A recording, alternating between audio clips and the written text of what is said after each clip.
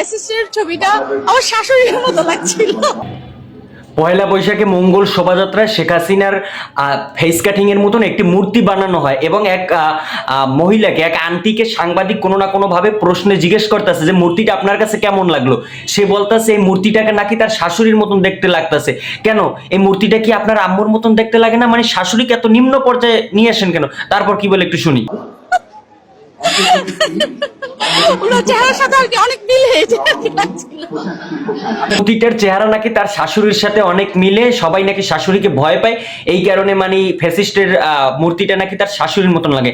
আমি জানি না আসলে আপনি আপনার যে হাজবেন্ড, মানে আপনার যে স্বামী, সে আপনার এই বক্তব্যটা শোনার পর আপনি তার কাছে আসলে কেমন আছেন? মানে তার মাকে একটা ফ্যাসিস্ট বা একটা মূর্তির মতন দেখতে লাগে, এই বিষয়টা আসলে সে কিভাবে নেবে?